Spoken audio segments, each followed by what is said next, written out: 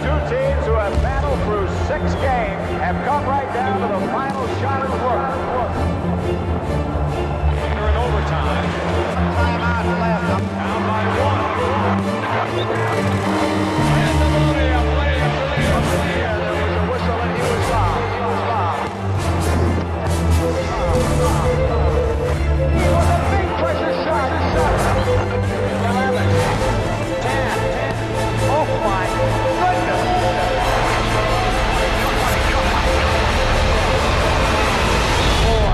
4, 3, 2.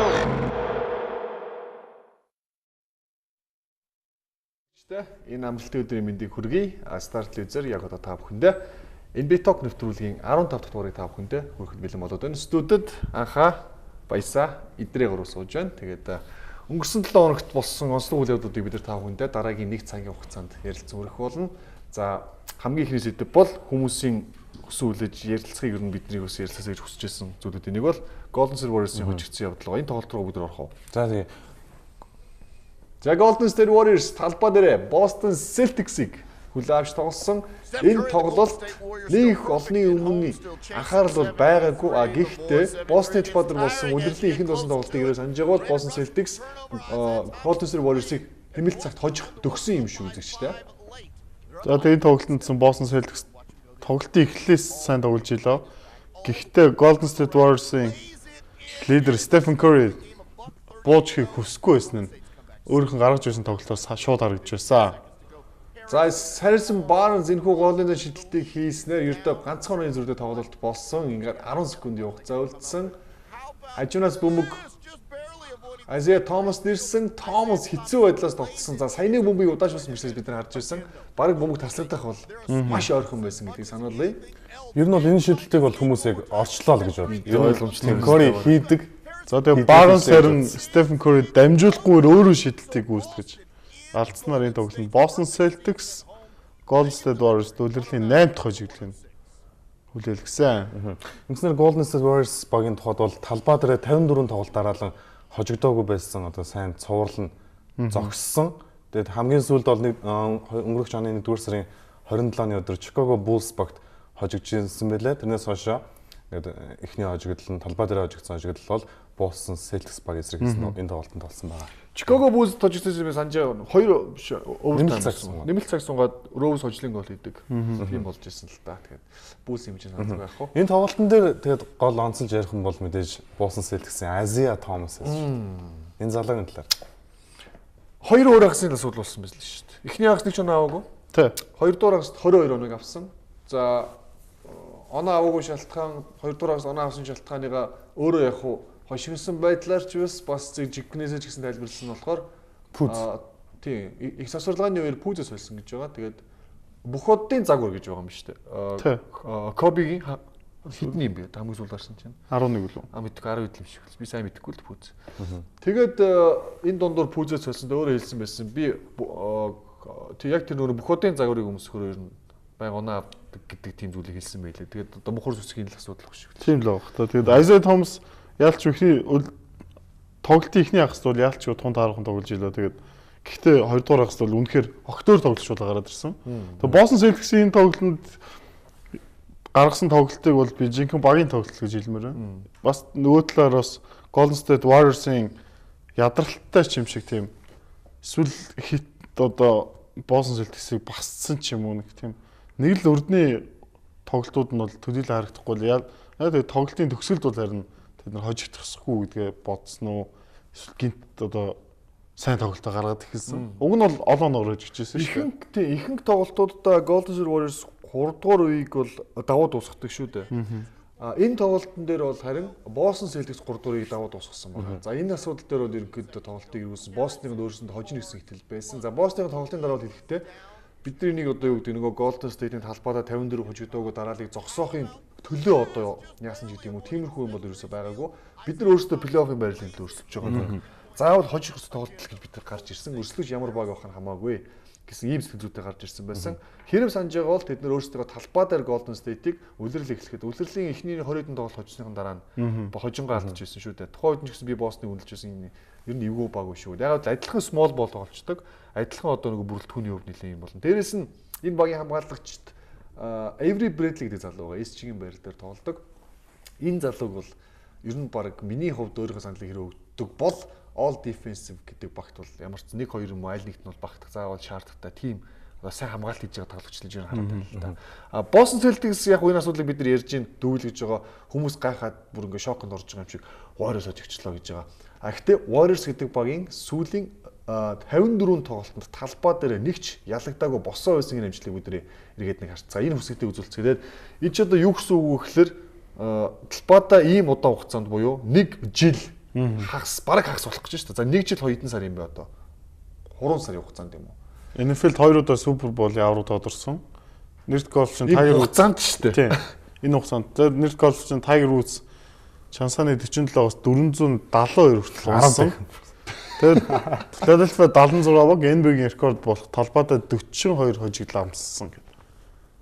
Гэхдээ зүгээр энийг л харалтаа шүү дээ. NFL-ийн 2 авраг тодорно гэдэг чинь тийм байх. Тэгэхээр чинь ийм урт хугацаанд талбайдаа босоо байна гэдэг бол гайхалтай. Яг зүгээр энэ боломжийг холбоотой зүйлийг мэдээлчээр San Antonio Spurs бас нэг одоо талбайд нэг хожигдоогүй байж байгаа. 48 болсон. Өнөөдөр байсан 48 болсон.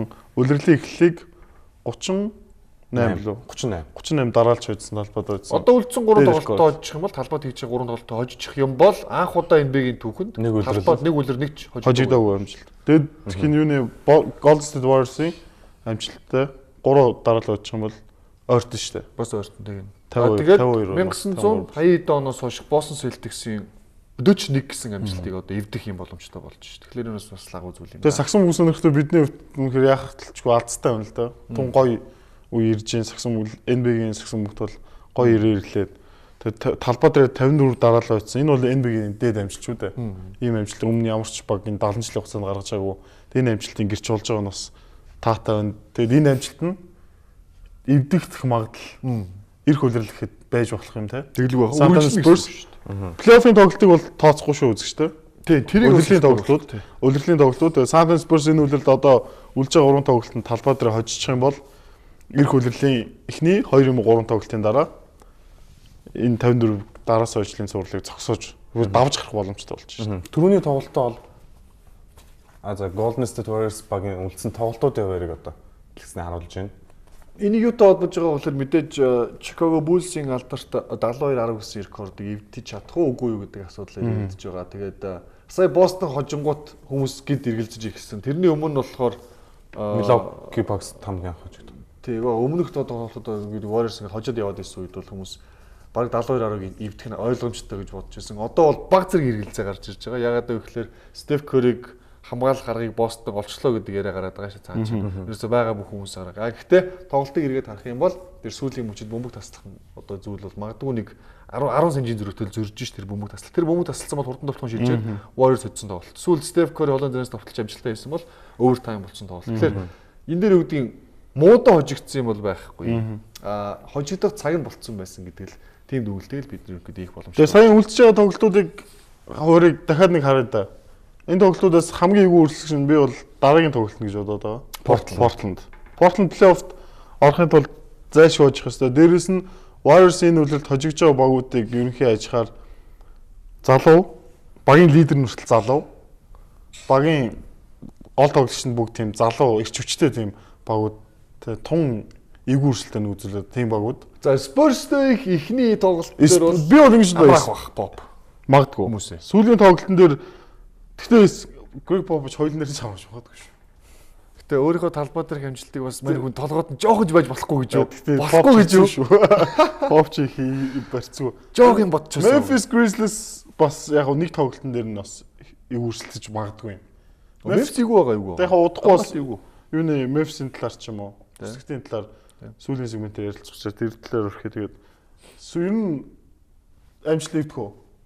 Эвдэнс итгэлтэй нөө. Эвдэн. Анхаа гэж бодож байна. Магадгүй Portland Spurs Memphis 3-т хожигд. Гэхдээ тийм болохгүй л байна. Ер нь бол эвчих واخ. Хожигдвол 11 шүү дээ. Хожигдвол 3 хожигдвол 2 хожигдвол 10. За тэнцэх нь бол бүр баталгаатай. Тийм бол тийм байна. Илүү гарч өгөө. Ер нь эвдчихээсэ.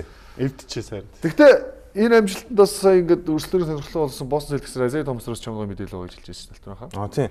Азия Томсын тухайд бол яг энэ Boston Celtics багийг яг гол авч явж байгаа тоглогч юм лээ. Сүүлийн 15 тоглолтод бол бага оноо авалтаараа тэргүүлсэн дарааллаад сүүлийн 15 тоглолтын дээр тэр мөн яг Азия Томстой Boston Celtics, Томсгүй Boston Celtics-ийг харьцуулж харахад Томстой Celtics 101.9 оног дунджаар одоо нэг тоглолтод авч байгаа бол Томсгүй Boston Celtics бол Philadelphia 76 багаас муу товтлж байгаа тоглооны үзүүлэлт. Яаж чарахгүй бол Isaiah Thomas бол багийн лидер тэнд бол магаадах зүйл алга. Тэгээ Brad Stevens-ийг бас магтахгүй харахгүй. Тэглэг байх. Тэгээ Brad Stevens-ийн тухай дуудахгүй ирсэн. Гэхдээ Steve Kerr нэг зүйл хэлсэн байна үзэгчтэй. Шаардлагатай бол би одууд амраана.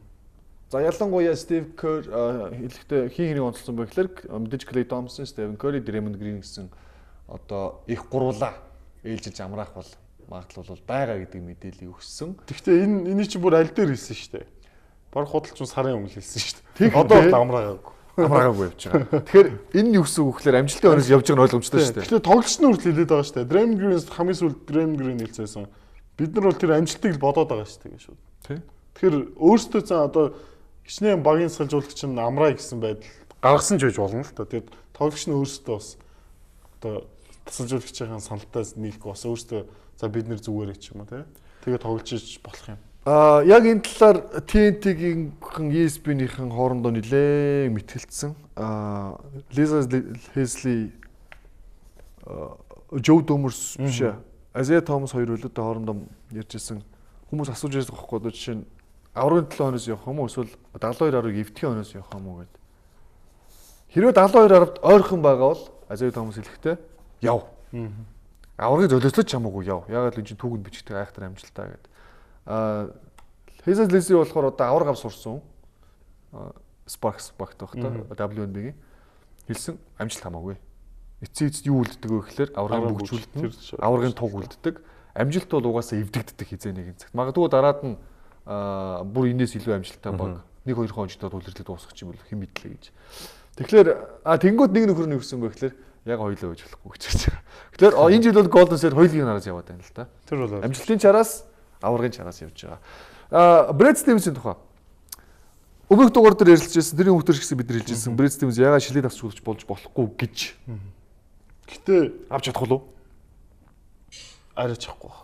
Гэхдээ Stevens өөрөө хэлэхдээ бол энэ ерөөс оны шилдэг тасгалжуулагчийн шагнал бол хоёрхан морины уралдаан л болж байгаа. Өөрөө тэгсэн байна уу? Тийм. Pop Kerr хоёрын дунд л ер нь бол оны шилдэг тас. Гэхдээ магадгүй эдэн дээр нэмэгдээд бас Luke Walton нэмэгдэнэ гэж өөрөө Brad Stevens ярьсан билээ. Өөрийгөө бол ерөөс оны шилдэг тасгалжуулагчийн нэрээ татцсан гэдэг бол альбиасаар мэдгдсэн. Тэгээ тэр чинь одоо өөрөө нэрээ татаад ч явах. Өөрөө татчих байгаа. Brad Stevens бол өөрийгөө л ер нь хасцсан л байна. Ямар өөрийгөө хүлээлтгүй тийм. Тэгээ өөрөө яг өөрөө тэр талаарч бодохыг хүсэхгүй шүү дээ.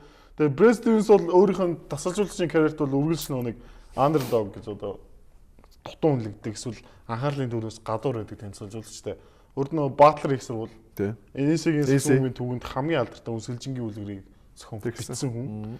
Тэгээ яг аврагын төлөө тоглолтод хожигч ийсэн. Одоо Boston Celtics гэдэг хинээч одоо амжилт хүлээж төсөөлөөгүй тийм багийг эренгүүтээс аягүй сайн баг болгосоос жилээс жилд хожлын хувь нь бол нэмэгдээл. Ирэх жил одоо энэ жил ийм сайн байна. Плей-оффд юу болохыг бас одоохонд бас хэлэхэд хэцүү. Ер нь бол Boston Celtics бол сайн баг л та. Гэхдээ эх жилээс бол Boston Celtics улирал эхлэхэд л энэ баг плей-оффын бүсийн финал ч юм уу шалгах ёстой гэсэн багийн тим хүлээлт ороод ирч магадгүй. Чи хэлж байсан Boston сайн баг л та гэж. Улирал эхлэхэд тэгж хэлж чадахгүй шүү. Чадахгүй сайн. Тэгэхэд би сая хэлсэн шүү. Сайн болгочихлоо. Болгочлоо шүү. Тэгэхээр энэ жилээс сүүл авч болохгүй яагаад болохгүй. Гэхдээ яах юм бэ? Багийн амжилт нэг багийг айгүй сайн болголоо гэсэн чинь нөгөө талд нь бүр түүх яриад. Түүх яриад ах чинь Steve Kerr авахгүй. Тэгэхээр харин Brad Stevens-үүд бол ер нь бол уг нь аваасаа гэж би хувьдаа бол хүсэж байгаа. Гэхдээ буруу цагт энэ гайхалтай амжилтыг үзүүлж байна. Ягаад гэвэл урд нь хоёр амар юу байна? Баг байна. Greg Popovich, Steve Kerr хоёрын нэг авахгүй бол нэлээд шууган дэгдэж Brad Stevens-ийн шүүмжлэлт өртөх баг. Ягаад тэгэхээр авах ёсгүй авчлаа гэдэг байдлаар. Тэр утгаараа Stevens-ийн талд ороод хэлэх юм бол бити аав яах юм цагаан иламтай дими. Тэрний оронд харин авах ёстой нөгөө хоёрын нэг нь авдаг. Гэтэ авчихвал би бол гайхахгүй. Гайхаад их юм болоо. Гэтэ зүгээр олон нийтийн хандлага бол жоохон эвгүй Stevens яг coach of the year-ыг авна гэдэг шуум ер нь хизэнээс ер нь авах магадaltaй гэж харсан. Энэ Warriors-ыг хоцсон тоглолтоос үгүй өмнө байсан Boston Celtics бүсийнхээ 3-40 хийж яхад хэрэгжижсэн асуудал. Одоо Cleveland, Toronto хоёрын ард Boston Knicks-ийг явж байлаа шүү дээ. Сая сүүлд жоохон унтсан болохоос нэг хин бэртээд Crowder бэртсэн шүү. Тэгэхээр энэ бол зүгээр тийм юу гэдэг сая Warriors-ыг хочлоо гэдээ ингээ гайхаж байгаа юм бол байхгүй. Яг үндэ Warriors-ыг хоцсонд бол өдөр ихтэлтэй байсан. Айхтар учир зүггүй амар баярлсан юм бол байхгүй шүү. Тэр чинь бүр ихтэлтэй байсан шүү дээ. А гэтээ энэ сарын шилдэг асуулт чинь хин татсан бүгд гэж харж байдаг хөө. Тэгээ. Шилдгийн талаар ярилцсан. Өнгөрсөн сарын гэсэн шүү дээ. Sorry. За 3 дугаар сарын шилдэг асуулагчдаар өрөнд конференцээс Steve Kerr харин дорнод конференцээс Clifford тасалжуулагч Charlotte Hornets багийн тасалжуулагч шилдэг болжээ. За Charlotte Hornets-ыг бид өмнөх дугаараар онцолсон. Тэд нэр өнөөдөр Chicago Bulls баг хожигдсноор плей-оффийнхоо эрхийг баталгаажуулж авсан Charlotte Hornets. За өнгөрсөн өдрөлж гисэн бас плей-оффт орсон. Тэгэхээр энэ ийм хоёр эрхэм шилдэгүүд болсон байна да. За тэгээд өрн төсөг ярьсан юм чи өрн төсгийн хүсэлтээ нэг арч гоо. За тэгье. За өрн бүсэг тулаан юу болж байна? За Warriors, Spurs, Thunder, Clippers дөрв бол энэ байрандаа бол байх магадлал бараг л 99.9%. За 5-аас эхлээд Memphis доош унах магадaltaй, Portland байна. Portland Memphis хоёрын байраас хэлэл. Магадлал өндөр магадлал өндөр байна. Дээрээс нас даалгач ч гэсэн дэшээ гарах боломжтой. Гэхдээ Houston Rockets, Houston 9-дэр явж байгаа. Доотлын 10-аас доош бол багууд тэр чигээр чинь үлдэнэ. Харин бүр доогуур бол ингээд Lakers бол 2 дахь муу амжилт ийдсэн болоход маш ойрхон байгаа шүү дээ. Тэгээд одоо бараг нэг хожигдчихвол бараг 2 дахь муу амжилт ийдсэн болно. Sixers бол хамгийн муу амжилт ийдсэн бол тодорхой болсон. Буюу эрх хүлэрэл эрх драфтын суглагаар номер 1 сонголтыг авахд 25% магадлалтай гэсэн одоо ийм одоо баримттай болж байна. Тэгэхээр өрн конференцийнхаа бид нар плей-оффын байрлалын тухай нэвтрүүлгийнхаа сүүлийн сегментээр ярилцах болно. Өөрсдөө бид нар бас ямар байрлалаар багууд яах бол ерөнхийдөө плей-оффт жагсах бол гэсэн тамгийг ямар ч ярилцсан байгаа. За ингээ үзэгчдээ хэд дугаар ирээд уулзцгаая. Энэ бетон нэвтрүүлгийн 2 дугаараас үргэлжлэх болно. Бид нэр Cleveland Cavaliers, Chicago Bulls багуудын асуудлын талаар ярилцуулаа.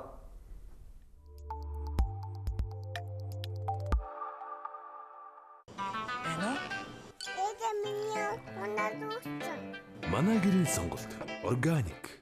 Байгалийн органик жимс агуулдаг болохоор бие организмд хамгийн сайнаар нөлөө үзүүлж, гоо сайхан хүртэл ач тустай иж эдийн гэмээр жимсний компот.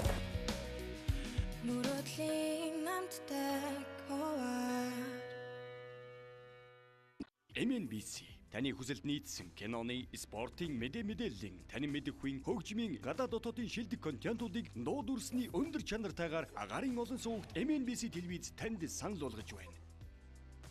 Олон улсын хэрэглэгчийн баярт зориулсан онцгой урамшуулалт худалдаа эхэллээ. Урамшуулалт худалдаа 4-р сарын 11 дуустал үргэлжилнэ. Харилцах утас 7710 9944. Мэлмит тань баясал нэми MNBC. Монгол улсын ойн сан 18592.4 мянган га буюу нийт нутаг дэвсгэрийн 1189%-ийг эзэлдэг. Хуулиус мод бэлтгэгчдийн экологийн өндөр аж холбогдолтой ойн экосистем, ойн нөөц талбайн хэмжээ багасч, хойч уймын нүцгэн газар амьдрах нь хууль бус мод бэлтгэлтэй тэмцэцгээе. Монгол улсын хууль зүйн яам. Цагдаагийн ерөнхий газар, зохион байгуулалттай гэмт хэрэгтээ тэмцэх газрын байгаль хамгаалагч журмын эсрэг гэмт хэрэгтээ тэмцэх хэлтс.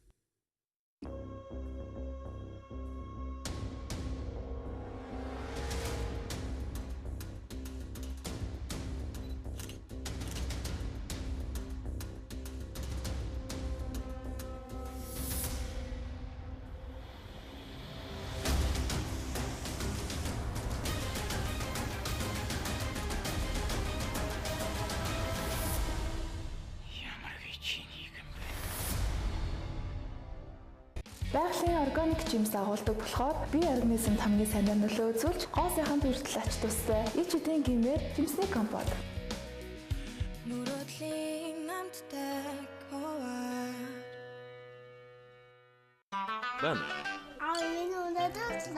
Манай гэрийн сонголт органик.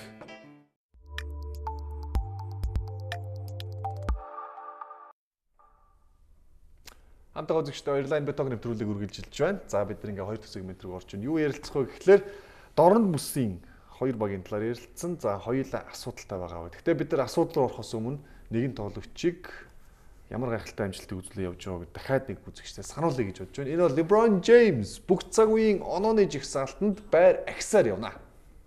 За өнгөрсөн 7 хоногт хин нэг давчваа. Өнгөрсөн 7 хоногт Dominic Wilkins, Oscar Robertson-ыг давчлаа. Урталт нь цагаан Olajuwon баг шиг байна. Энэ манай энэ чинь Olajuwon гэхлээр бөөрдийн зураг тавьдаг болчиход байна л да. Энэ албаар хэрэг байна уу да. Энэ жоохон арьс өнгөний үзэл харагдаад байна үгүй юу? Эвлүүдэхтэй бас сануул энэ бас мэдгэл хийх гэж магадгүй манай өмнө. За ямар ч байсан Olajuwon-ыг энэ үлрэлдээ гүйцэх магадлал жоохон ер нь багассан. Яг тэгэхээр 2 дугаар амарсан шүү дээ. Тэр баг гай болчихоо да. Тэгж байна. Гэтэ үлдсэн 5 тоглолтод одоо 40 оноо хэцүү үстэй. 200 оноо гоос дэж баг. Тэгэхээр LeBron James-ийн хувьд ийм гайхалтай үлрэлээ өнгөрөөж байгаа. Ер нь маш олон зүйлээрээ ер нь NBA-д орж ирсэнээс эхлээд хамгийн залуу гэсэн рекордуудыг тогтоосоор ирсэн. Одоо харин хамгийн их гэдгээр байр ахаад л яваад байна. LeBron James-ийн хувьд өмнөдөж түүхэнд бичигдэх агуу тоглогчтой нэг болох нь ойлгомжтой. Зүгээр энэ үлрэлийн хувьд юу болоод байна Cleveland-д? Мэдхгүй нь юу болсон. Cleveland ч ер нь тэгээд өнгөрсөн жилээс жилж гэж тийм өнгөрсөн жил тэгэл ойлгомжтой л ярианы сэдвүүл. За эхлээд тэрийг дүрсийг үзчихв. Юу болсныг харъя. Iman Shumpert Tyronn Lue дасгалжуулагчийн мөрөн дээр нүүрээ арчсан алчураа шидтцээ. Lue доош харсан, гайхсан, бандсан ямар ч үйлдэл хийгээгүй. Тэгтээ нараа энэ хүн үед энэ хүний зүрх пал гээл явцсан баг. Ягаад л эн чинь тэнглэг баха. Орон даяар гарч байгаа тоглолт байл үн чинь баг тий? ESPN-ээр гарч ирлээ. Тэр нь орон даяар гараагүй байсан ч гараагүй байсан ч ингээл хүмүүс бичээд аваад болсон. Гэхдээ ийм амир юм чи харж ирсэн үү? Tyronn Lue гэхдээ саяхан мэдгэл Cleveland.com гэдэг сайтад ярьцлага өгсөн. Энэ бол энэ бол ямар ч асуудал болоогүй. Ерөөсө тухайн үед бол юу болоод бусдыг хинч мдээгүй.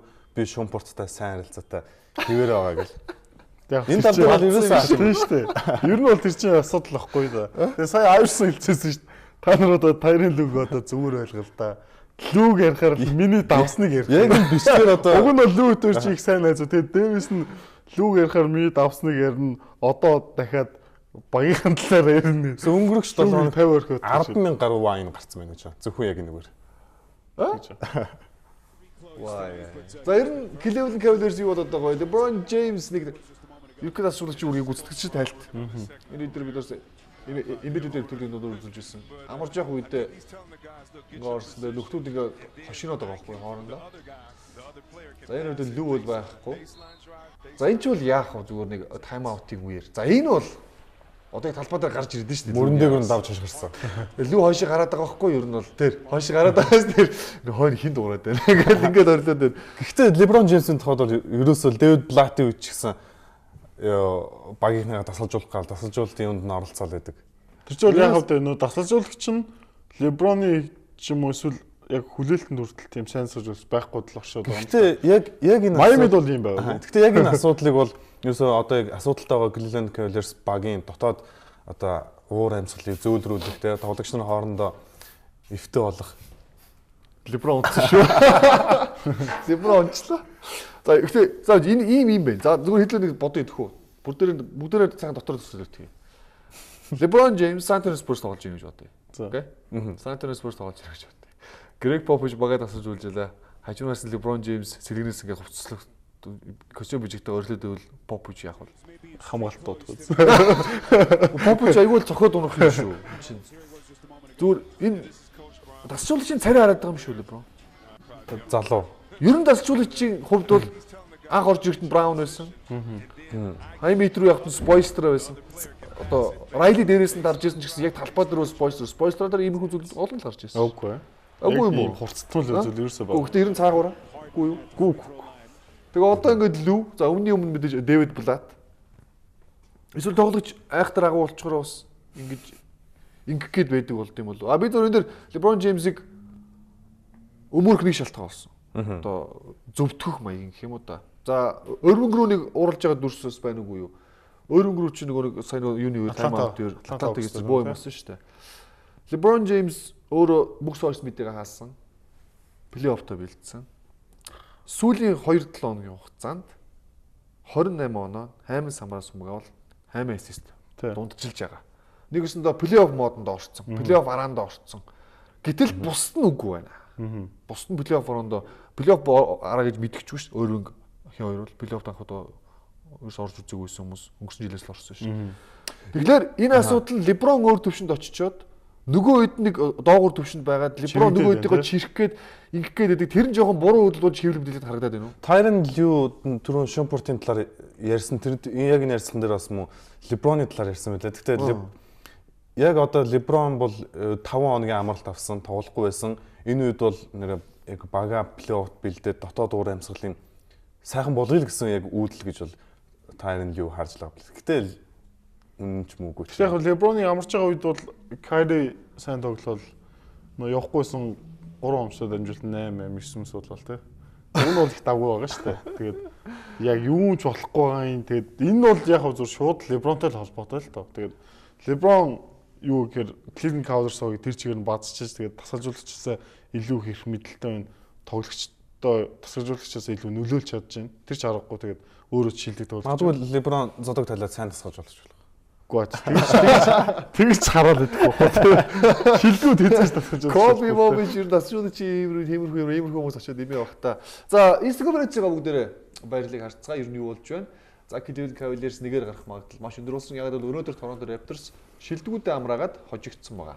Ер нь Торонтогийн хувьд плей-оффт амралттай орохыг илүүд үзсэн. Eastern Conference-ийг бол Cleveland-аас бол хүүч нөгөө төрүүлэх магадлал бол бага гэж харсан байгаа. Hornets 3-д ороод ирсэн байна шүү дээ. Атланта 4 дээр, за Бостон Warriors-ыг хоцсон 5 дээр, Miami 6 дээр адилхан. За ингээ ихний 6 баг бол плей-офф ирэхээ авчихсан байна. Ер нь бол угаасаа одоо энэ эхний хоёр бол 1-2-ыг гарчихна. 3-аас 6 дээр сүүлийн өдөр хүртэл өрсөлдөх нь. Тэгээд 7 8 9 10 дугаар байранд байгаа багууд бас сүүлийн өдөр хүртэл 2 нь жигдэж 2 нь үлдэнэ гэсэн тийм байдалтай л. За Детройт одоогоор 7-д өнөөдөр Chicago Bulls-ыг талбай дээр нь хоцсон. Indiana Pacers араас нэмж байгаа. Chicago Bulls 9 дээр. Washington Wizards 10 дээр энэ багийн хүлээлт маш өндөр байсан даа үлрэглэхэд. Юу за мэдээж хоёр хамгаалагч асуудал байгаа л баг та. Тэг Bradley Beal-тэй шууд холбоотой шүү дээ. Beal-ийн гимтлийн үлрэглийг Wizards-ийн үлрэглийг бас яг ийм байдал хүрэхэд хамгийн гол нөлөөт баг 60-70% нь нөлөөт. Төлөвлөрөөс гаргаа ицсэн шүү дээ. Тэгвэл бах уу? Билийн тухайд бол яг гимтлийн улмаас тоглолтуудыг өнжиж энэ өдрөл нийтдээ 46 тоглолтод оролцсон. Гэхдээ тэрний хоёрт 28-ын л гараанаас хийсэн. Ялангуяа сүүлийн үед бол Бүгдийг сэлгэнээс. Заан сүүлийн нэг ганц хоёр тоглолтны гараанд ороод. Ер нь Bradley Beal энэ үлрэглийг хэцүү болгочлоо. Тэгээд үлрэлийн өмнө Paul Pierce-ийг уусан буруу үлрэлгээд одоо үлрэглэснээс хойш ярьж байна.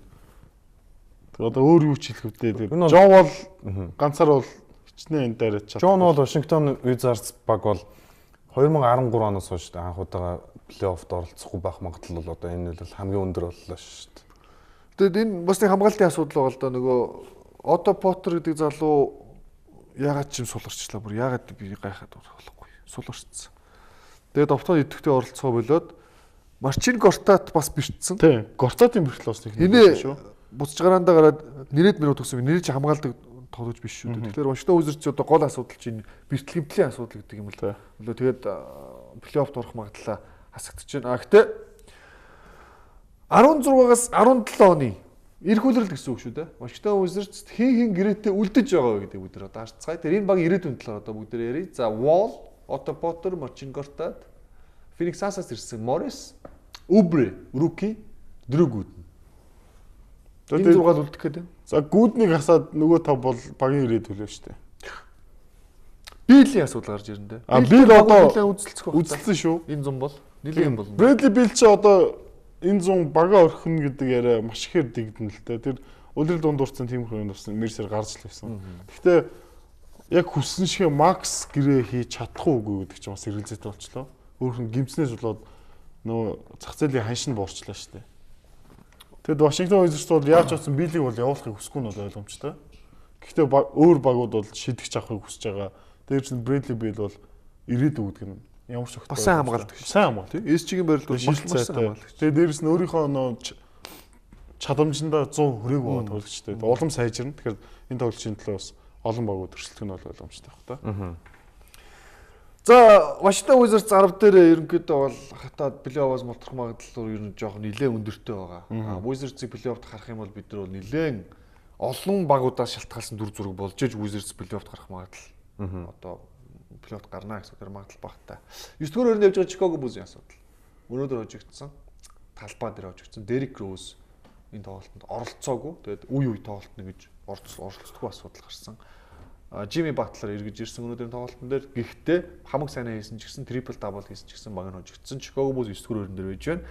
Үүнтэй холбоотойгоор одоо Chicago Bulls-ийн ирээдүйн асуудал ирээд эхэлсэн байгаа. Тэр дундаа Jimmy Butler гэдэг залууг энэ баг сольж явуулах гэдэг нь удирдлагатай асуудалтай байна уу? Фред Хойбергт учруулахгүй нь юу болоод байна вэ? Сая энэ 7 хоног чинь юм яриа гарч шүү дээ. Jimmy Butler-ыг солино гэдэг.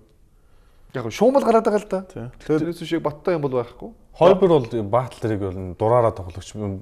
Chicago Bulls, Хойберийн Bulls баг бол бөмбөг шилжил хөдөлгөөний донд тоглолт өрнөх ёстой гэтэл Батлерийн хувьд бол бөмбөг илүү их нухаж эзэмших сонирхолтой. Энэ л ерөөсө зуршилтан болоо. Тэрнээс биш өөр сүртэй асуудал. Тэгэхээр дасгалжуулагчийн арга барил, тоглогчийн арга барил нийлэхгүй гэж дүгнж болох нь.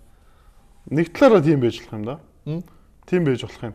Тэг яг Jimmy Butler одоо нэг би зур ховдоо бол ингэ шараад байна. Jimmy Butler өөрийгөө Chicago Bulls-ийн лидер гэдэг нь яг 100% одоо хүлээмжширдэг байгаа шүү дээ. Тийм учраас Rose-ийн баг гэдэг яриа одоо хүртэл гарч л байгаа. Яг сүүлийн үед Butler-ийн баг, Rose-ийн баг гэдэг 100% Butler-ийн баг гэдэг энэ сагсан бүгийн ертөнцийн тэр чиг хүлээмжширдэг шүү дээ. Тийм учраас энэ өөрийгөө харуулахыг хүсэж байгаа шиг байна.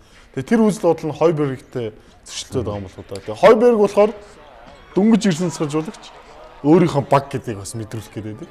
Батлерын тухайд бол эх хөлрөл Chicago Bulls-аас 18.5 сая долларын цалин авна. Chicago Bulls-д бол 2020 оны хүртэл гэрээтэй байгаа. Гэхдээ энэ зам бол Батлер ер нь бол багаа орхих магадлал өндөр болж ирж байгаа. Ингээд Батлерыг бол авах одоо Батлерыг сонирхож байгаа топ 5 багийг Fox Sports нэрлсэн билээ. Тэгээ тэр талаар нь жоохон мэдээлэл бэлтгэсэн. Ер нь Philadelphia 76 баг бол Батлерыг авах одоо авахыг хүсэж байгаа багуудын топ 10-т бол топ 5-д бол явж байгаа. Батлерыг Philadelphia 76 баг яаж авах вэ гэхээр Jalil Okafor, Carl Landry, Nick Stauskas дээр 2016 оны драфтын нэгдүгээр тойргийн ирэх. Тэгээ Батлер арс солигдно. Гэхдээ Chicago Bulls баг бол энийг хүлээн зөвшөөрөх магадлал айгүй өндөр гэж байна. Гэхдээ Okafor-ын оронд бол Joel Embiid мөн Nerlens Noel-ыг авч иж Chicago Bulls баг Батлерыг солилцоонд оруулах магадлалтай гэж. Харин дөрөв дэх багаар бол Los Angeles Lakers баг бол Батлерыг авах магадлал өндөр байгаа. Lakers бол одоо Kobe зодог тайлаад энэ зам бол хоёр суперстар хэмжээний тоглогч авах цалингийн зай гарна. Тэгэд Bulls D'Angelo Russell, Lou Williams-аар Батлерыг солих магадлал өндөр. Chicago Bulls ч зөвшөөрн Lakers ийм санал болох магадлал өндөр гэж байна. Гурав дахь багаар болохоор Phoenix Suns нэрлэж байна. Bulls-ийн хувьд бол Booker ирээдүйдээ 8 байж болох ч гэсэн Brandon Knight юм Eric Bledsoe дээр Bledsoe-г Батлераар солих.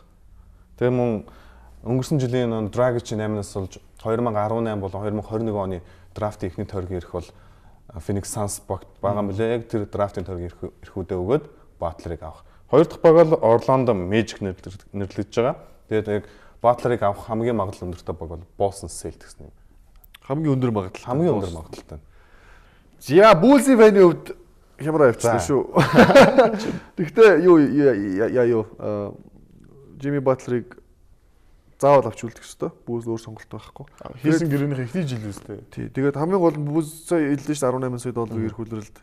Эрх үлрэлээс ч нөгөө цалингийн зэс нэмэгдэхээр чинь нэг үлрэлийн 18 сая гэдэг нь юу ч биш бол. Ягаад гэвэл тоглогч чинь 29 30 саяар Jimmy Butler-ийн статус хэмжээний тоглогч. Тэгээ Bulls-ийн фэний хувьд бол эдгээр яг сонголтуудаас Батлерыг явуулаад Bulls-ийн фэний хувьд Батлер явж болохгүй. Тэр бол хэрэг явлаа гэж бодоход хамгийн боломж бод чадахгүй. Үгүй тийм бол хизээж толгой холгоо иргэн. Lakers-ийн фэнүүд тийм үстэй. Kobe солио явуул гэж төсөөлөгдөхгүй шүү дээ. Яг л адилхан бохгүй. Хизээж тийм төсөөлөгдөхгүй. Тэгэхээр цалингийн хэмжээж гисэн боломжийн Батлерыг аваад үлдэрэхтэй харин хой бөргөө явуул. Над ягаад үйдэг явуул гэсэн бодол төрөөцсөн байна. Хизээ тэрвээ яана. Аль дээ. За. Тэгэхээр харин Bulls-ийн хувьд ер нь ийм асуудал болсон. Тэгээд Jimmy Butler солигдохгүй юу гэдэг асуудал яригдж байгаа. Гэхдээ зүгээр одоо юу гэдэг хүн амтан гадуур яригдж байгаа шиг тийм бүр нэг айхтар. Гэхдээ Chicago хотын ирээдүй бол Butler биш болцсон гэдэг ер нь шуураад шүү дээ. Тэр зүгээр шуур тийм бол байхгүй. Эзэн шүү дээ. Жими Батлер энэ баг ирээдүй байх ёстой өөр хийн. За харин Жоким Ново бол явах магадлал маш өндөр 100. Паугс бол өөр баг сонгох магадлал өндөртэй. Жими Батлер Мактор мэдгсэн залуучууд дээрээс нь Боби Портус хингээ нөхдүүдийг бас бид нар жоохон дээр ингээ яачих зүгээр болов. Тэгээд бүүзийн тохиол бол юм байна. Ямар ч байсан удахгүй плей-офф бүүз чи гарч чадахгүй тэгээд ярилцах болно. Газ дарахын мөр үзүүлэх юм байна нэлээ урт. Юу гэхээр 4 сарын 1 Шахтерийн фул онцгой дугаарыг гаргасан байгаа NBA-гээс. За NBA-гийн баг тамирчид бие бинийгээ 4 сарын 1-ний өдөр чаддаг. Яаж одоо шилдэг зүрхүүдийн цуглуулсан юм бэ? Шахтерийн фулийг өдрөө харцгаая. Энэ бас нэлээ хөгжилтэй юм болсон байлээ шүү үзэгчтэй. За энэ бол онцгой дугаар нь шүү дээ. За ингээд нэгдүгээр юу орсон гэдэг харцгаая. Энд чинь өнгөрсөн жил уурсан Өнгөрсөн жилийн Април. Өнгөрсөн жилийн. Өнгөрсөн жилийн юм уу? Оржин лөө? Яг ингээд бүгдийг ингээд бадж байгаа л ярьж байна л да. Одоо сая Драгичтай Ферикс хасдаг шүү дээ. За ингээд зодлоо. Тэр экстэй шууд зодлоо шүү. Морис автос. Үерхтэй айгүй авир зүг авир жиг харагдаж байгаа үстэй. Яг зүгээр яг нэг тоглоом шиг харагдаж байна. Энэ бүр жиг харагдаад байгаа. Андри доллар нүдийн аа. Нүд нь аягнаас авна.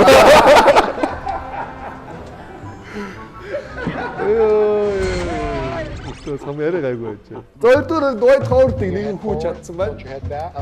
NBA stars think they're just going to sign some merchandise, but what they don't know is what's өөрсдөө going to pop багийн out. юм дээр хариуцлага зурж байна. Houston Rockets-тэй хариуц. Эй.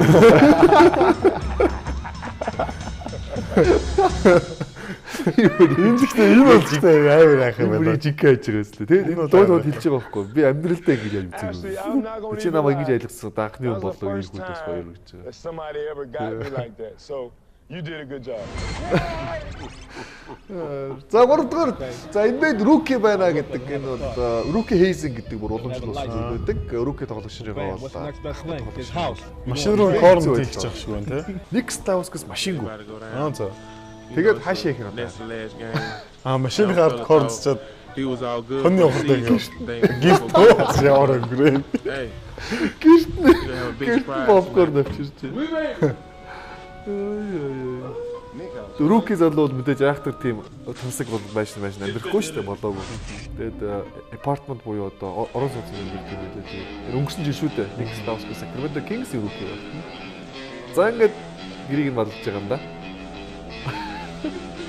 Казус Ричиэвс Рутигер.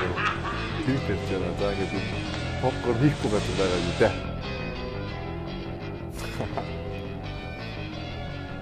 Готлон.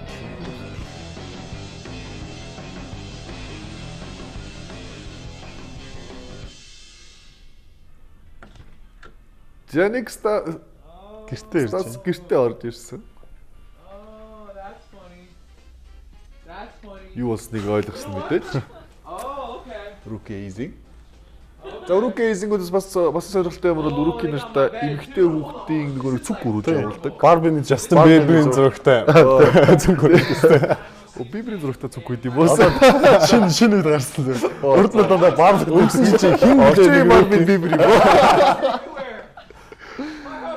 За тэр Stauskas өөрөө ч гэсэн тэгээд ийм хүмүүсүүд rookie нар бол тийм хүндэр хүлээж авах юм байна. А гэхдээ ийм зүйл өртдөг rookie нар байна. LeBron James.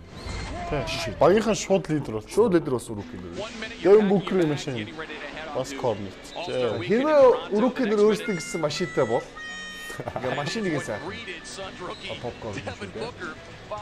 За баяр хүмүүс их цонхон онгоргоо корн.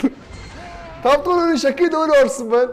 За энэ яаж чадсан бэ гэхээр NBA-гийн TNT-ийн багийнх нь өөрсдөө чадсан. Бүх цаг үеийн 110 төвийн болгочийн жагсаалтыг гаргасан байна гэдэг шилдэг 100. Эхний 10-ыг хэлцүүлж байгаа. Нэг зах мэдээж Карим, окей? Хоёрт би. Гуравт Уилд болж штэ. Шакид ойлгомж штэ. Дөрөв би өдөр авсан болоод ирэхгүй Шакид юу болж байгаа. Хаким тавд ороод ирсэн. Хакимт бас дээгүүрч болно шүү дээ. Дэвид Робинс ч байсан. Сургаад. Анаас морийг ороод ирсэн. Шакин дээр. Шак байхгүй. За долоод одоо харж байна. За 8 харж байгаарай. Dwight Howard үзээ яддаг үн одоо гайг болсон л доо.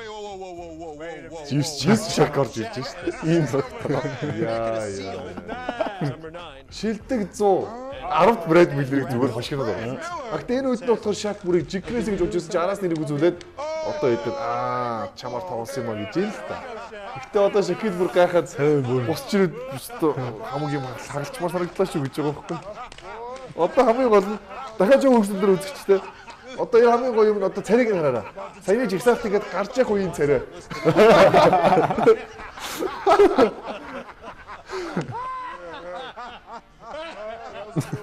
Үнэхээр бодолд оруулна шүү дээ. Тэглэх байх. Энэ бол бүр амар байж бол хамгийн том дөрвөлжлөх юм. Jack маяа. За. За одоо үзэгчтэй баярлалаа. Хэдэн орон дараа энэ Бетокийнхоо сүүлийн сегментээр игээд уулзцгаая.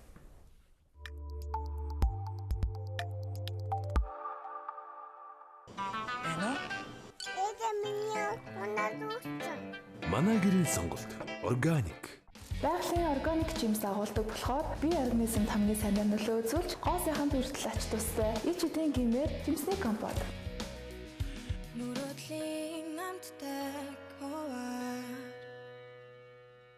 Үндэсний агаарын тээвэрлэгч Мяд компани болон Aero Mongolia компани хамтарсан нислэгээр аялах боломжтой боллоо. Эх орны баруун хязгаар ховд, Улаангом, Үлгийн чиглэлд та Мегмар, Пүрүү, Бямгаргуудад Улаанбаатар ховд чиглэлд Мяд хувьсат компани 162 хүний судал бүхий орчин үеийн тоглог B737-800 агаарын хөлгөөр ховд хотоос Улаангом, Үлгийн хотын чиглэлд Aero Mongolia компани агаарын хөлгөөр аялах юм. Та тавтай сайхан аялаарай.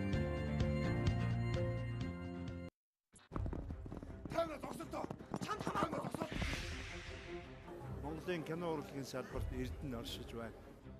Хаагур чамаар заалгах юм уу? Энэ бол Монгол сэдв. Сэтгэл маш их хөдлөө, нулимс туслаа. Тэгээ шин залуу уран бүтээлчид маань Монголын кино урлагт захир байхад цаг нь ирсэн байгаад их баяртай байна да. Монгол улс нэг хүнд ногдох газар нутгаараа дэлхийд тэргүүлдэг. Манай орны эдийн засгийн хөгжлийн тулгуур болсон уул уурхайн салбар хурдастай хөгжиж байгаатай зэрэгцэн. Хууль бус ашигт малтмал олборлогчдын буруугаас малын бэлчээр хомсдож, зэрлэг ан амьтад дайжиж, гол мөрөн нуур цөөрөм ширгэж, онгон байгаль цөлчгөд хүрээд байна. Газар нутгаа харилцааны Монгол улсын хууль зүйн яам. Загдагийн ерөнхий газар зохион байгуулалттай гэмт хэрэгтээ тэмцэх газрын байгаль хамгаалах журмын эсрэг гэмт хэрэгтээ тэмцэх хэлтэс.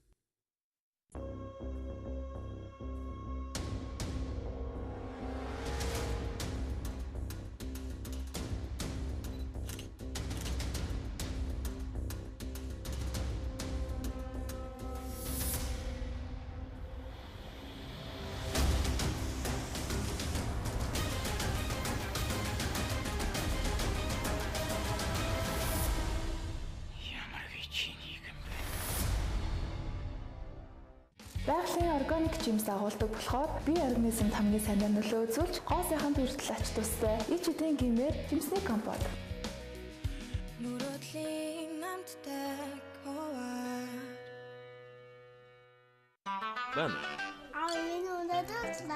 Манай гэрийн сонголт органик.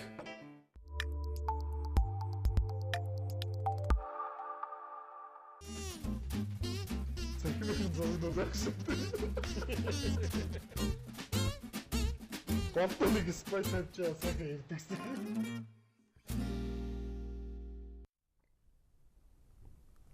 MVP болон маань эхэлж байна. Энэ 7 хоногт үзэгчд маань нэлээд идэвхтэй байлаа. Өнгөрсөн 7 хоногт жоохон өөрөө олж молоодсон. Зарим нэг нь бараг одоо бараг MVP булангаа болмоор юм аах нь битсэн. Өдөө. Яана. Гэхдээ энэ 7 хоногт тэр хүмүүсийг өөд байхгүй юм даа. За шууд 5 дахь руу орцгоё.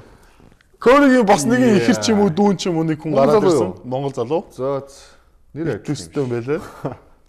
Малгаараас адилхан юм уу? Яаж яах зураг мөрөг аягүй гоё янзлцсан. Өөрөө ч юм явуулсан юм уу? Мэдгүй. Нэг л явуулсан шүү дээ. За дөрөвдүгээр оронд. Couch гинэ. LeBron James couch. Уг нь couch гэдэг чинь бидний сууж байгаа энэ бөөдинг хэлдэг. Тэгээд энэ хүн маань коуч гэж байгаа л алдсан юм шиг байна. Үсгийн алдаад. Наадах чи миний биш шүү дээ. Би ерөөсөө сонгодгүй шүү дээ тэр гэж. Хүмүүс над руу доороо яд нэг 3-3 хүн явуулахаар би нэг оруулдаг шүү дээ. Тэгээ зарим хүмүүс иймэрхүү бичгчээ бол бас нэг үсгийнхаа утасныхаа нэг автоматар юу гэдэг шүү дээ. Тим юугаа болиулах хэрэгтэй баг. Та нар энэ жил OKC-г шүүрдэн гинэ. За энэ зураг бараг энэ 7 хоногт надад 100 ирсэн баха. Яа дэвчээ. Оо бүр багийнх нь бүр фанатууд шүү. Хуудс ч юм уу. Тэгсэн чинь та нар энэ жил түүний дараа юу вэ? Хөш. Би яасан. Баагсан өчтөний тоглолтууд би өөрөө орчлоо. Оклахома Сити Тандерыг бодсон үү? Сайн зурагнаас болоод миний амдын үг орсон. Оклахома Сити Тандерыг бодсон үү? Тандер OKC-г шүүрдэн гэдэг. Тэр чинь OKC Тандерыг очлоо гэлцсэн. Нэгдүгээр оронд би ч анзаараагүй юм шүү. Шүтэнийхэн зодог тайлж байгааг зориулж хийлгэж байна штэ. Айлын хөлтөд айхтар юм а гэж. Kobe Bryant гэсэн 24 Bryant гэсэн шивээсийг нэг залуу Kobe-гийн фэн. Гар дээрээ шивүүлжээ. За. Энэ залуугийн зургийн 7 хоногийн MVP болж байна. Монгол залуу юм уу? Үгүй гадаад залуу. Би ч гадаад гэж бодсон. Үгүй. За. Сайн зургийг бүр шивээс хийсэн өнөөрөө зургийг тавьсан. Оо за. Тэгээд энэ 7 хоногт баг 10 шилдэг 10 их зураг гаргаж болохоор их итгэвтэй байлаа үзэгчд маань бүгдэнд нь баярлалаа. Тэгээд цааш татсан итгэвтэй байгаараа тэгвэл зарим нэг нь эхнээс өөдөөд байна гэсэн. Баясаа өөрөө орчихвол зүгээр л юм биш. Баясаа жоохон оруулах тал дээр нь ажиллая л да бүгдээрээ. За. За өнгөрсөн 7 хоногийн эвгүй асуудал болсон одоо ярих ч бас эвгүй юм. Тэгээд одоо яри мэдээллий өөр яах вэ? Юу гэхээр Lakers баг асуудал нь бүрл үргэлжилсэн. За яг одоо энэ бичлэг бол D'Angelo Russell багийн хамтрагч Ник Янгтай нэг буудлын өрөөнд хамтдаа. Одоо нэг аялан тоглолтын үеэр нэг буудлын өрөөнд ингээд хоёр өөр тоглож ороо явдаг шүү дээ. Ник Янгтай хамт ирэн байнга явдаг юм байна. Ник Янгийнхаа яриаг битсэн энэ бичлэг байна. Энэ яриан дээр Ник Янг алдарт рэпер Австралийн дуучин Iggy Azaleaгийн араар тавьсан тухай ярьж байгаа. Одоо бүр бараг л те. Одоо итгэлтэйгээр ярьж байгаа. Ийм бичлэг. За энэ бичлэг олон нийтэд тавигдаж. Одоо алс хол Монголын үзэгчид бид нар үзээс өгч байгаа. Энэ юу гэсэн үг вэ? Энэ үү? Үдж байна гэсэн үг. Тэрээс бас тэгээд ийм бичлэг хийх хэрэггүйсэн тэгээд ер нь бол яг энэ алдагсныгаа өөрөө Snapchat-аар шууд холбогдсон шүү дээ. Би Snapchat-аар алдсан миний бараг юуны аккаунт хакердсан. Гэтэ тийм байхгүй шүү дээ. Утасны тэрний утсан дээр нь одоо хинж авч нэг чип суулгаад хакерна гэж байгаа хав. Тэгэд зүгээр би бол ойлгохдоо өөрөө энэ бичлэгээ хин нэгэн лөө явуулсан баг. Тэр нь хүн хадгалж аваад цаашаа тараасан тийм зүйл болсон. Тэрнээс биш нэг одоо баг утаснууд ч ухаалганд эндээд амарлаг хамгаалаад баг эзэн нь өөрөө орох гэж хэцүү болоод байгаа. Утас ч одоо хурам мурууга уншуулад нөөх нь уншиж ярихгүй. Яг энэ үйл явдлаас болоод тэгээд Russell-ыг ер нь багийнх нь үзэхгүй хамтч бэлтгэл хийхгүй байгаа гэсэн юм байна. Бэлтгэл хийж л байгаа. Хоол идэхгүй, суулгахгүй. Энэ явдал гарсны дараасан чинь дөнгөж хувцаалгын дороод Russell хувцааслахгүй суудсан чинь хажууд нь лүү илүүс байдаг. Гараа авчихсан. Яг ингээл суусан чинь зөрөө босцсон гэсэн. Тэгэл хувцаа аваад авчихсан гэсэн. Залуу руки тоглогчийн хувьд ялангуяа нэлээд том зах зээлтэй том багийн ирээдүй гэгдэж байгаа энэ залуугийн хувьд ийм дөнгөж руки жил дээр ийм одоо ирчүүдийн дунд бол энэ бол маш том тэглэг байх уу? Юу зүйл шүү дээ энэ бол айхтар зүйл. Тэгээ Kobe бас нэг иймэрхүү үйл гаргаж ирсэн бэл. Гүйлтэй. Kobe болохоор үүдийн Shaq-та Mark янз бүрийн болж ирсэн нэг л зүр хүмүүс хошигж ярьж байсан болохоос шизэж ийм бол үйлдэл хийж гаргаагүй. Ер нь NBA мэрэгжлийн спорт ийм үйлдэл ер нь гаргасан байхгүй. Гэхдээ мэрэгжлийн тоглогч нарын асуудлыг бол хүмүүс бүгдээрээ цаагаараа мэдчихэл байж таараа. Гэхдээ ийм зүйл болгоно гэдэг бол энэ бол нэгдүгээр харамсалтай. Хоёрдугаар хэрэгээр хийсэн үү үгүй юу гэдгийг бид нар хинч бол тогтоохгүй шүү дээ. Хэрэгээр хийсэн бол энэ бол байж болшгүй зүйл. Хэрэгээр биш ч байсан энэ бол байж болшгүй зүйл. Яг л ийм бичлэгийг өөрөө анхандаа бол хийх ёсгүйсэн. Мэдээж Ник Янгийн бас буруу. Iggy Azalea яг энэ бичлэгийн талаар юу хэлсэн байсан бэ гэхээр D'Angelo Russell дээр бичлэг их гоё бичлэг байсан гэж баярлалаа гэж хэлсэн байсан. Нэг өсөндөө нөхрийнхөө талаар мэдж авлаа гэсэн зүйлийг хэлсэн байгаа шүү дээ. Гэхдээ энэ бол Ник Янгийн биш ээ. Russell гэдэг залуугийн карьерт нэлээд удаан сэв суух ийм л үйл явдал боллоо. Энийг ер нь хизээч мартахгүй. Ямар нэгэн байдлаар Russell өөр багт очлоо. Буруу алхам хийхэд, өөр багт очлоо гэхэд асуудалд ороход снич гэдэг хочийг авна. Снич буюу одоо ольдог хүнийг хэлж штэ. Снич гэдэг зүйлийг. Тэгэхээр ийм одоо харамсалтай зүйл энэ залуу тоглогчийн карьер тохиолсон. Тэгээд Lakers-ийн бүтлгүй үйлрэл бүрэл бүтлгүүтэй байна. Тэгээд одоо ганц сайхан зүйл бол мэдээж бид нар 4 сарын 14-нд домог тоглогч Kobe Bryant-ийн үдэлтийг л харцгаая да. Тэр Russell одоо энэ явдлаас бол ихс ойлгож авсан байлгүй те. Тэгээ толгой том зүйлийг л толгой агарвч малгаан дотор олгоо агарвч тоон дотор гэдэг шиг. Хизээч багийн ийм асуудлыг гадагш гаргаж болохгүй шүү дээ. Тэгээ NFL-ийн зарим тоглогч бас жирэгцэн зөндөө жирэгсэн шүү дээ. Тэр энэ NFL-д маань лигт байсан бол энэ хүн баг дууссан. Баг энэ хүнийг олдох гэж олохгүй байх хүн юм ярьчихсан. Тэгэхээр D'Angelo Russell бол яг яалтч буруу зүйл хийцлээд одоо өөрчлөж өгөх гэвт те.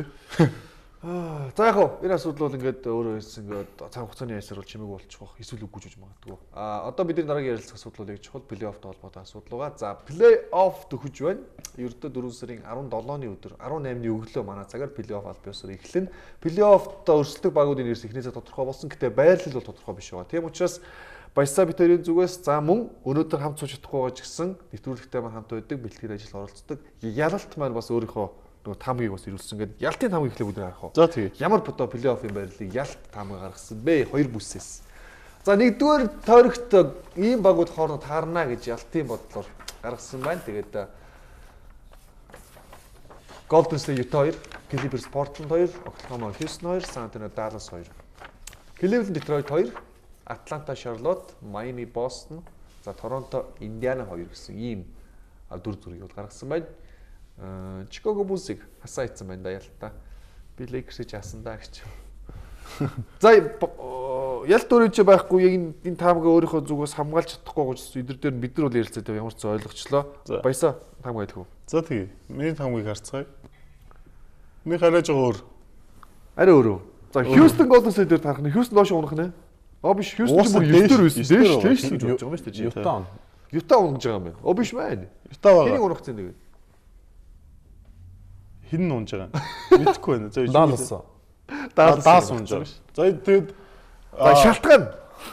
Тэгээд энэ юун дээр бас East дээр бас өөрөө ялтайгаас. East дээр мөн Cavs, Raptors, Hawks, Heat, Celtics, Hornets, Pistons, Pacers гэсэн дараалал. Бас манай Bulls-ыг аваач. Шалтгаан нь бол би үлдэж байгаа тоглолтуудыг бүгдийг харлаа. За юу сая юу унтсан гэлээ? Даллас унтсан. За Далласын дараагийн тоглолтууд Minnesota, Houston, Memphis, Clippers, Utah, Spurs гэсэн. Эвгүй 6 баг. За эдний 3 эсрэг хэлбэр дээр 3 өөрсдийн хэлбэр дээр байна. Тэгээд энэ тоглолтуудаас яг Далласын хожих боломжтой баг Minnesota байна. Houston хэцүү, Memphis хэцүү, Clippers хэцүү, Utah хэцүү, Spurs амрааж болно. Үлдсэн тоглолтоос 2 ажил авна гэдэг төсөөлөхөөр Далласын хувьд бол асуудалтай нөгөө багуудтай харьцуулахад. Тэгээ Memphis Grizzlies за эдгээр чинийх нэр харчаа. За миний хөвгч тэгээд би бол ерөнхийдөө юуг харсан бэ гэхлээр плей-оффд харъя гэсэн цувралал харахыг хүссэн цувралаа. Чи чинь Grizzlies-ийг унгацсан байсан. Би Grizzlies-ийг унгасан. Grizzlies-ийн үлдсэн хуваарч гэсэн амар байгаа шүү. Гэтэ онлын хувьд бол ямар ч боломж байхгүй. Чи 6 тоглолт гаргацсан. Үлдсэндээ бүгд тоожитны гэж бодоод гаргацсан. Хамаагүй би бол тийм бор хараагүй. Sorry. Би зүгээр юу харсан гэхээр за Utah Golden State гоё юм болно. Тэгээд тэр бол ойлгомжтой. Clippers Portland гоё юм болно. Oklahoma Houston гоё юм болно. James Harden хуучин маяг хэсрэг ба. San Antonio Dallas хуучны үхэр боонууд хоорондоо үзэн. Team Duncan хоёр, Hawitsky 2. За Cleveland Chicago 2 гоё юм болно. Chicago хэд хоригтан нохон гэж юу. Гэж. Atlanta Charlotte таарна. Энэ бол лиг сөрөлтөд зурлахгүй байх, нийлээ өдөртөө зурлах байх. Boston Miami 2 гоё юм болно. Нэг нь залуу баг, нэг нь хөгшин баг. Хөгшин ч яах вэ? Гэтэ мэдээж Dwayne Wade-тэй. Чи тэ Boston 3-аар гаргасан. Би Boston бүр 3-аар гаргасан. Би бол Atlanta 3-аар гаргаж байгаа. Дэшрс. За тэгээд Toronto Detroit 2. Энэ хоёр бол энэ бол миний хамгийн гоё болох зүйл гэж бодож байгаа. Detroit Toronto хуж магадгүй шүү. Detroit үнэхээр эвгүй баг шүү. Би зөв би харъя гэж бодсон цувралуудынхаа дээрээс нь мэдээж нөгөө магадaltaй нь уйсал байгаа л да. Тэгтэл ямар ч ийм 8 цуврал эхний шатнд болоосоо гэж миний зүгээс бол зүгээр хүсэж байгаамаа. Тэгээ Bulls-ыг би болохоор яг асцсан бэ гэхээр Bulls хасагдаж болно. 4 сүүлийн 6 тоглолтын 4 аялын тоглолт байна. Тэгээд сүүлүүд бас хэцүү. Cleveland-тэй нэг Cleveland-тэй яг зур Milwaukee Bucks одоо бол удирлан дууссан үлдсэн тоглолтууд хожихыг хүсэж байгаа нь залуу баг. Memphis Grizzlies плей-офф орохын тулд заавал үлдсэн тоглолтууд дор хаяад 2 юм 3 ажил авах хэрэгтэй. Хамаг юм гаргана Тэгээ шүү. Miami байна. Miami дээшээ 3-аар гарахыг бүр хүсэж байгаа баг. Тэг Cleveland байна. Sorry. Ойлголоо. За бити би нэг мэдж байгаа. Гэхдээ Bulls аваа заалаа. Шивэс. Ди шивэс асуулт гарсан байлаа шүү. Ямар шивэс? Амар гоё шивэс. Тийм. Нэг зураг байсан те. За энэ уран бүтээлч хүн Джеймс Хардник хөлсөн гарч байгаагаар сахалтай Юта Итэ энэ ч одоо баг фото зураг л байна шүү дээ. Ингээ шивсэн байна.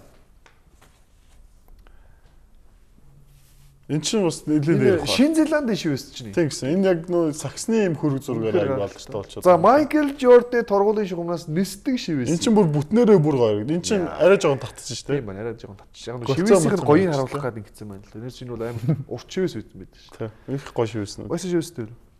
Харъя. Яах юм бэ? Юугүй газар байдیں۔ байгаа тэгээ. Ахаа шивэстэй юу? Шивэстэй. Шивэстэй шүү дээ. Окей. Жижиг юм байна. Эдрэж авчихсан. Би бол дүүр үе чиг шивэсгүй. Тэгэхээр чи ер нь энэ жил нэг плей-офф 5 гээд хүнтэй шивэс хэлэхээр үнэцгөө. Тэгэхөө өө чи өнгөрч төсөө болсон шүү дээ. Одоо бас халуун болох. Тэр чи бол байдаг л судалж шүү дээ. Уг нь бол нэг сүртэй ч юм биш үү? Сүртэй ч нөгөө сүржигдсэн болох шүү. За тийм тал байгаа шүү дээ.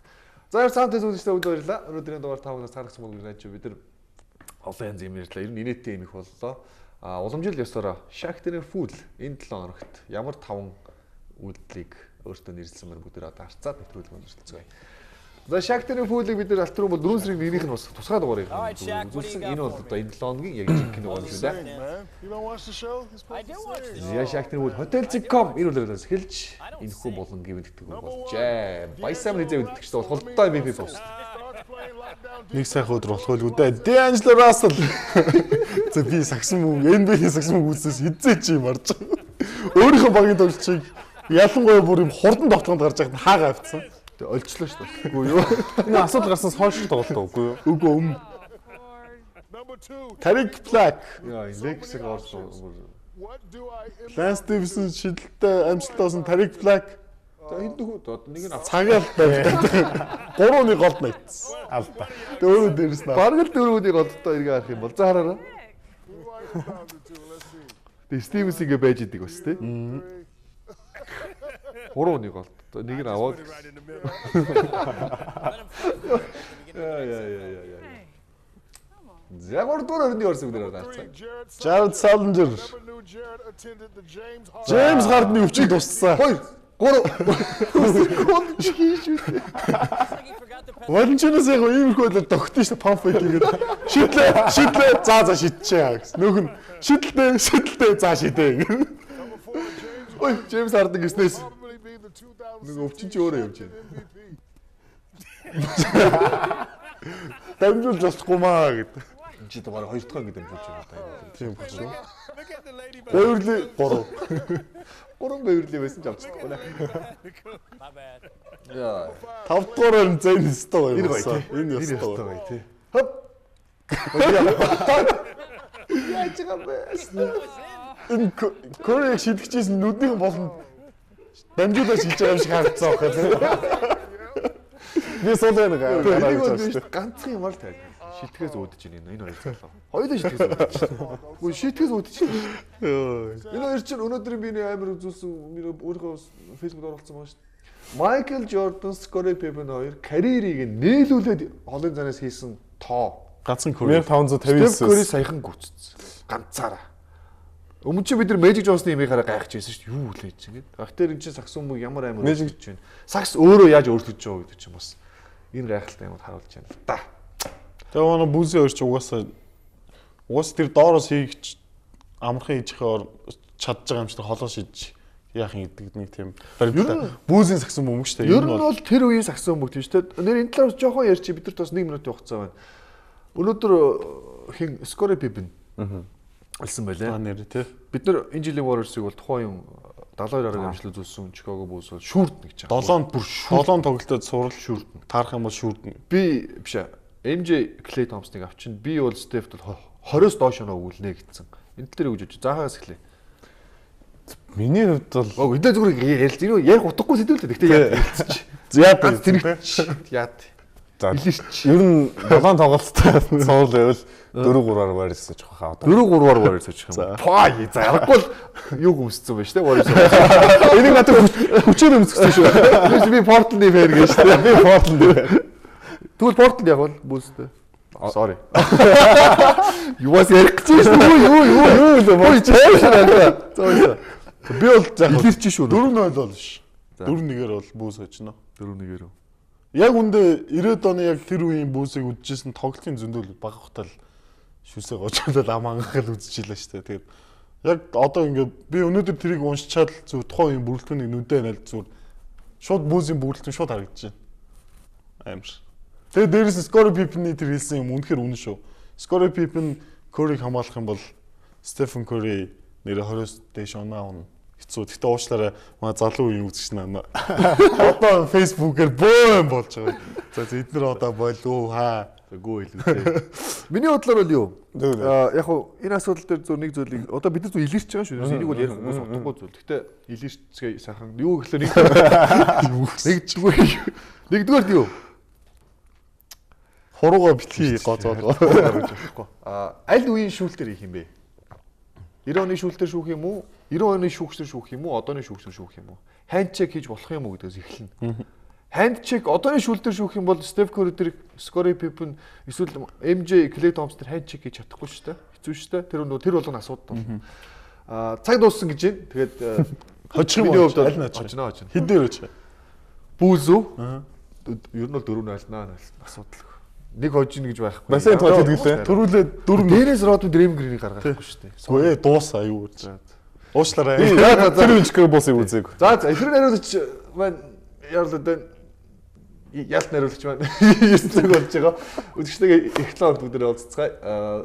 Их лог бид нар плей-оффын дугаар болно. Бид нар плей-оффын цувралуудыг эхнээс нь дуустал ярилцах болно. Ерөөсө плей-офф зөрүүлсэн. Улирлын шилдэгүүдээ содруулан гуруулаа. Хин MVP болох юу болох юм гээд. Баярлалаа үзэгчтэй. Баярлалаа. За баярлалаа үзэгчтэй. Teams who have battled through 6 games.